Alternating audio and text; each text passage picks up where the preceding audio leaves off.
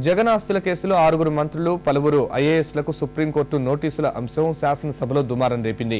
అవినీతి మంత్రులు రాజీనామా చేయాలంటూ తెలుగుదేశం పార్టీ సభ్యులు డిమాండ్ చేశారు. మంత్రులంతా కళంకితులేనని ఈ విషయాన్ని మొదటి నుంచి చెబుతున్నామని తెలుగుదేశం పార్టీ సభ్యులు ముద్దుకృష్ణమనాయుడు, అశోక్ గజపతిరాజు ఆరోపించారు. నోటీసులు అందుకున్న మంత్రులు పదవి నుంచి తప్పుకోవాలని డిమాండ్ చేశారు. దీనిపై అధికార ప్రతిపక్ష సభ్యుల మధ్య వాగ్వాదం సాగింది. తెలుగుదేశం పార్టీ రాజకీయ ప్రయోజనం కోసమే దీన్ని రాద్ధాంతం చేస్తోందని మంత్రి బొత్స సత్యనారాయణ ఆరోపించారు. ఈ దశలో ముఖ్యమంత్రి కిరణ్ కుమార్ రెడ్డి స్పందించారు. మీడియాలో వచ్చిన అంశంపై సభలో చర్చకు పట్టుబట్టడం సమంజసం కాదని అన్నారు. మంత్రులకు నోటీసుల అంశం ఇంకా అందలేదని, దానిపై ఇప్పుడు చర్చ జరపడం సరికాదని సీఎం చెప్పారు. మంత్రులకు వ్యతిరేకంగా నినాదాలు చేస్తూ పోడియాన్ని చుట్టుముట్టారు. నినాదాలు చేస్తూ ఆందోళనకు దిగారు. ఈ దశలో సభను ఉపసభాపతి 10 నిమిషాలు వాయిదా వేశారు. ఆరుగురు మంత్రులపై అభియోగాలు కావు.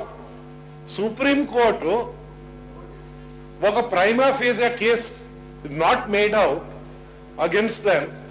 Will the Supreme Court of India give such a direction? అధ్యక్ష, ప్రైమా ఫేజియా కేసు ఉన్నప్పుడు, కాన్ఫ్లిక్టింగ్ ఇంట్రెస్ట్ ఉన్నప్పుడు ఆ మంత్రులకి బాధ్యత రాజీనామా చేయడం, వారు చేయకపోతే ముఖ్యమంత్రి ధర్మము డిస్మిస్ చేయడం.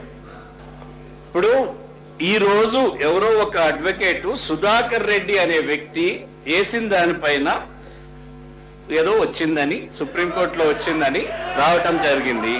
కనీసం డోంట్ గెట్ ఎక్సైటెడ్. ఈ ఎక్సైట్మెంట్ ఎగిరెగిరి దుంకి ఆడు కూర్చొని ఉన్నారు, అక్కడే కూర్చొని ఉంటారు, దాంట్లో ఏమి ఇది లేదు. అధ్యక్ష, రాజ్యాంగ ప్రకారం మేమంతా కూడా ఎన్నుకోబడి ఇక్కడికి వచ్చినాం.